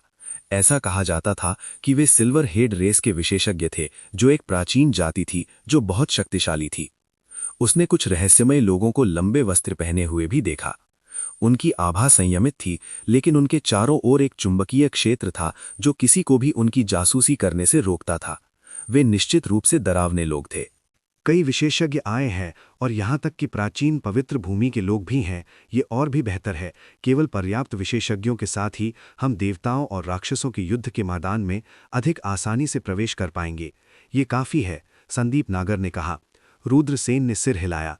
जब रात हुई तो देवताओं और राक्षसों के युद्ध क्षेत्र का मार्ग खुल गया। ब्लैक फॉग वर्ल्ड में ऐसे 10 से अधिक मार्ग थे। कोई फर्क नहीं पड़ता कि कौन कौन सा मार्ग लेता है, वे देवताओं और राक्षसों के युद्ध के मैदान में प्रवेश कर सकते थे। हमला! कोई धीमी आवाज में चिल्लाया और देवताओं और राक्षसों के युद्ध मैदान की ओर दौड़ा। झपट्टा मारना, झपट्टा मारना, झपट्टा मारना। इसके तुरंत बाद आकृतियां देवताओं और राक्षसों के युद्ध क्षेत्र की ओर दौड़ पड़ी। वे मार्ग के माध्यम से अपना रास्ता जबरदस्ती बनाना चाहते थे और देवताओं और राक्षसों के युद्ध के मैदान में प्रवेश करना चाहते थे। प्राचीन गुटों के लोगों ने अपना कदम उठाया है, चलो हम भी करते हैं। जल्द ही आसपास छिपे किसान सभी मार्ग की ओर दौड़ पड़े। घड़घड़ाना, मार्ग की गहराई में पृथ्वी के हिलने की आवाज़ सुनी जा सकती थी। काले कोहरे ने आकाश को ढक लिया और काले कोहरे से एक घनी भरी मरे हुए सेना बाहर निकली। बैंग, किसानों और मरे हुए सेना की टक्कर हो गई। दहाड़, 4 से 5 मीटर लंबी एक मरे हुए सेना ने एक विशाल कुल्हाड़ी पकड़ी और उसे रुद्रसेन की ओर घुमाया। अगर कुल्हाड़ी उसे मारती है तो वो निश्चित रूप से मांस के पेस्ट में टूट जाएगा। झपट्टा मारना, रुद्रसेन की प्रतिक्रिया बेहद तेज थी। जब कुल्हाड़ी नीचे आई तो वो जल्दी से बाईं ओर चला गया और मरे हुए आत्मा के हमले से बाल बाल बच गया। हालांकि मरे हुए आत्मा बहुत बड़ी थी, लेकिन ये बेहद फुर्तीली थी। कुल्हाड़ी के छूटने के बाद उसने अपना दाहिना हाथ हिलाया और रुद्रसेन की ओर कुल्हाड़ी घुमाई। बैंग, रुद्रसेन ने ब्लॉक करने के लिए ब्लैक ड्रैगन तलवार लहराई। विशाल कुल्हाड़ी और ब्लैक ड्रैगन तलवार जोरदार तरीके से टकराए। अचानक एक भयानक शक्ति उसके शरीर में उमड़ पड़ी। हमले की भयानक ताकत से रुद्रसेन दंग रह गए। उसका हाथ सुन्न हो गया था। रुद्रसेन ने लगातार 10 से अधिक लोगों को टक्कर मार दी। वहां किसान और मरे हुई आत्माएं थीं। अंत में वो एक मरे हुए आत्मा के ऊपर गिर गया। उस मरे हुए आत्मा ने रुद्रसेन को कसकर गले लगा लिया। विशाल कुल्हाड़ी के साथ मरा हुआ आत्मा तेजी से आगे बढ़ा और रुद्रसेन को मारने के लिए अपनी कुल्हाड़ी लहराई। स्थिति गंभीर थी। संदीप नागर दौड़कर आए और विशाल कुल्हाड़ी से मरे हुए आत्मा पर अपना छोटा चाकू लहराया। उन्होंने इस मरे हुए आत्मा को उलझा दिया और रुद्रसेन को समय मिल गया। रुद्रसेन ने उसे गले लगाने वाले मरे हुए आत्मा से मुक्त होने के लिए संघर्ष किया और मरे हुए आत्मा की गर्दन को मरोड़ दिया। वो उछल पड़ा और विशाल कुल्हाड़ी के साथ मरे हुए आत्मा की ओर दौड़ा। PFT, तलवार चमक उठी और आगे बढ़ गई। मरे हुए आत्मा का सिर रुद्रसेन ने काट डाला था। हालांकि कोई खून नहीं निकला। मरे हुए आत्मा का खून लंबे समय से सूख चुका था। दहाड़, भले ही उसका सिर काट दिया गया था, लेकिन मृत आत्मा नहीं मरी। सिर अभी भी हवा में तैर रहा था और गर्जना कर रहा था। बिना सिर वाली लाश अपनी विशाल कुल्हाड़ी से संदीप नागर पर हमला करती रही। फिर उसके विशाल सिर ने खुद को रुद्रसेन पर फेंक दिया और अपना मुंह चौड़ा कर दिया। वो रुद्रसेन को काटना चाहता था। ये देखकर रुद्रसेन के हाव भाव बदल गए। उसी समय वो मृत आत्मा जिसकी गर्दन रुद्रसेन ने मरोड़ दी थी, उठ गई। क्रैक क्रैक, मृत ने अपनी गर्दन को मरोड़ा और अंत में रुद्रसेन द्वारा घुमाई गई गर्दन अपनी मूल स्थिति में लौट आई। मृत ने भी धीमी दहाड़ लगाई और रुद्रसेन की ओर झपट पड़े। रुद्रसेन चिल्लाया, सिकोंग, इन मरे हुए शवों के पास अमर शरीर हैं। इन्हें मारा नहीं जा सकता। आइए इनके साथ समय बर्बाद न करें। आइए जल्दी चलते हैं। संदीप नागर ने सिर हिलाया। इन मृत आत्माओं से लड़ना न केवल अर्थहीन था, बल्कि बहुत खतरनाक भी था। अगर तुम उनका सिर काट भी दो तो भी वे मरेंगे नहीं। हालांकि अगर उसका हृदय मरे हुए आत्मा के द्वारा छेदा गया होता तो वो निश्चित रूप से मर जाता। रुद्रसेन ने तलवार के एक टुकड़े से मरे हुए के सिर को उड़ा दिया और फिर तेजी से गहराई में भाग गया। संदीप नागर ने भी अपने प्रतिद्वंद्वी को झटक दिया और रुद्रसेन के साथ गहराई में दौड़ पड़े। उन दोनों ने बहुत अच्छा सहयोग किया और उन्होंने घाटी की गहराई में अपना रास्ता मार डाला। वहां प्रकाश की एक विकृत स्क्रीन थी और उससे गुजरने के बाद वे देवताओं और राक्षसों के प्राचीन युद्ध क्षेत्र में पहुंचते थे। संदीप नागर ने कहा, यह स्थानिक टेलीपोर्टेशन सर द्वारा बनाया गया विकृत स्थितिमान है। देवताओं और राक्षसों के प्राचीन युद्ध क्षेत्र को पहले ही सील कर दिया गया है और एक स्वतंत्र स्थान में बदल दिया गया है। हालांकि उस विकृत स्थितिमान से गुजरने के बाद हम देवताओं और राक्षसों के प्राचीन युद्ध क्षेत्र में पहुंचेंगे। जब हम वहां पहुंचते हैं तो आइए अलग न हो। ठीक है, रुद्रसेन ने सिर हिलाया। बहुत से लोग पहले ही भाग चुके थे। देवताओं और राक्षसों के प्राचीन युद्ध क्षेत्र में प्रवेश करना चाहते थे। हालांकि अंतिम मार्ग का रखवाला करने वाला एक शक्तिशाली मरा हुआ आत्मा था। यह एक बिना सिर वाला घुड़सवार था। वो एक ड्रैगन घोड़े पर सवार होकर आगे बढ़ रहा था। ड्रैगन घोड़ा एक दुर्लभ जानवर था। पहाड़ों और समुद्रों के क्लासिक ने दर्ज किया था कि एक ड्रैगन के सिर और घोड़े के शरीर वाला एक अजीब जानवर था जो एक दिन में 15 मिलियन किलोमीटर की यात्रा कर सकता था। हालांकि ये स्पष्ट था कि ड्रैगन घोड़ा भी एक मरे हुए आत्मा में बदल गया था और उसकी आंखें हल्के हरे रंग की रोशनी से टिमटिमा रही थीं। बिना सिर वाले घुड़सवार ने एक बड़ी तलवार चलाई और उसे नीचे गिरा दिया। बज़, 1000 मीटर की तलवार की रोशनी संघनित हो गई।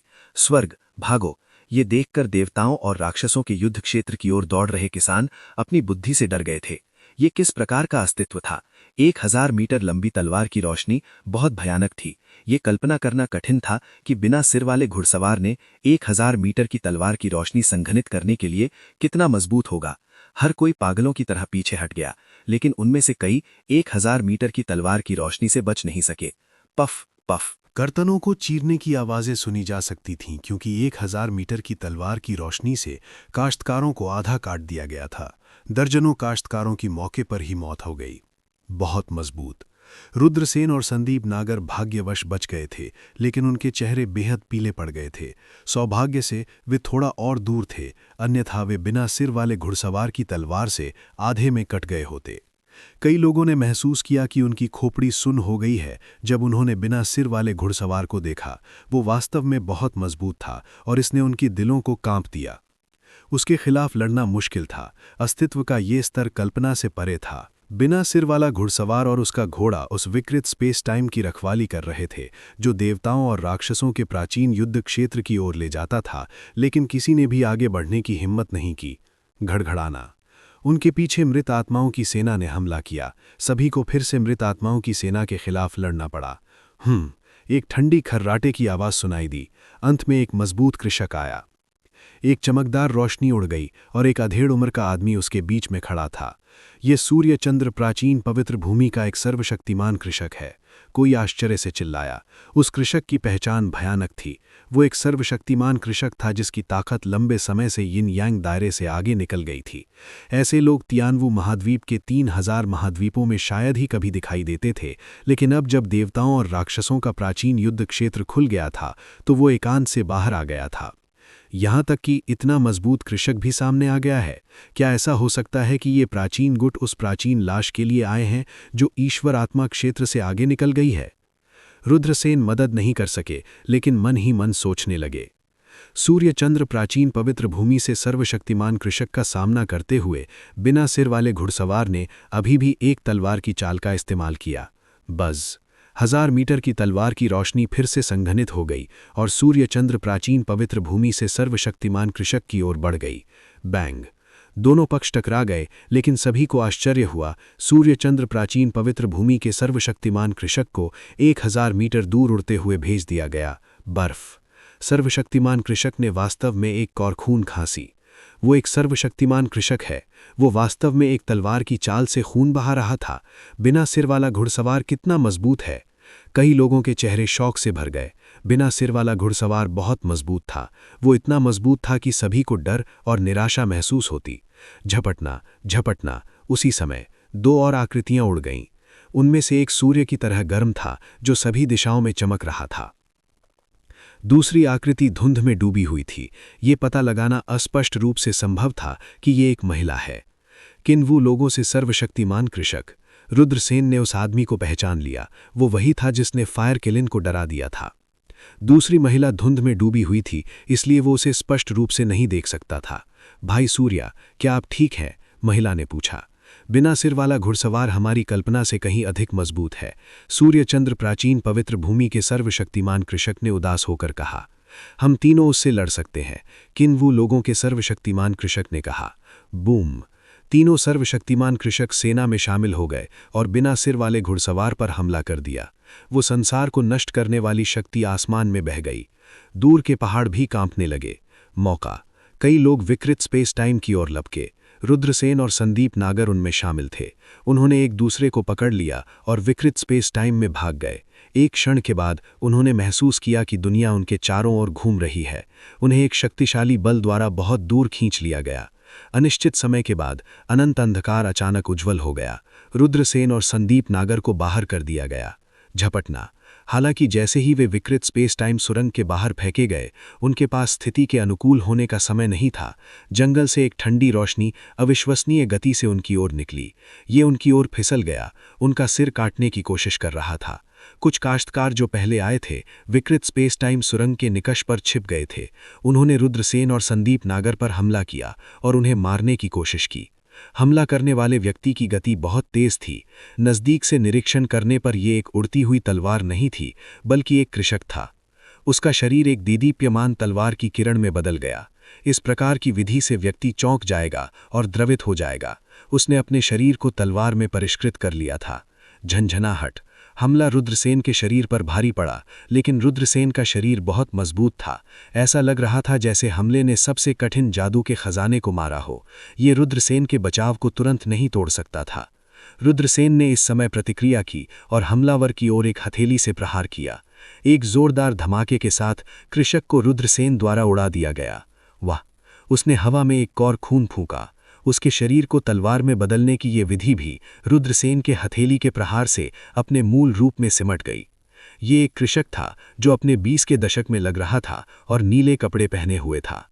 रुद्रसेन और संदीप नागर पर इस व्यक्ति का चुपके से हमला असफल रहा और वो रुद्रसेन द्वारा घायल हो गया। उसका चेहरा बेहद उदास था। तुम ठीक हो ना? संदीप नागर के चेहरे बदल गए और उन्होंने चिंता से रुद्रसेन की ओर देखा। रुद्रसेन दर्द से कराह रहे थे, लेकिन उन्हें कोई चोट नहीं आई थी। उन्होंने अपना सिर हिलाया और कहा, मैं ठीक हूं। फिर उन्होंने नीले कपड़े पहने कृषक की ओर देखा। बैम्स्टूड, तुम मेरे ऊपर चुपके से हमला करने की हिम्मत करते हो? चलो देखते हैं कि मैं तुम्हें कैसे मारूंगा। रुद्रसेन ने तेजी से उसका पीछा किया। यदि उसका शरीर प्राचीन ड्रैगनेस्क एलिफेंट कला द्वारा मजबूत नहीं किया गया होता, तो वो इस व्यक्ति द्वारा मारा गया होता। रुद्रसेन कैसे नाराज नहीं हो सकते थे। रुद्रसेन के हथेली के प्रहार से कृषक घायल हो गया। वो जानता था कि वो रुद्रसेन और संदीप नागर को नहीं हरा सकता, इसलिए वो मुड़ा और भाग गया। हालांकि रुद्रसेन बहुत तेज थे और जल्द ही पकड़ में आ गए। मेरी मुट्ठी खाओ, रुद्रसेन गुस्से से चिल्लाया। उसने अपनी दाहिनी मुट्ठी उठाई और हवा में मुक्का मारा। ऊर्जा से संघनित मुट्ठी की रोशनी ने बेरहमी से किसान की पीठ पर प्रहार किया। वाह! उसने हवा में एक और खून फूंका। कृषक ने सामने देखने की हिम्मत नहीं की और तेजी से भाग गया।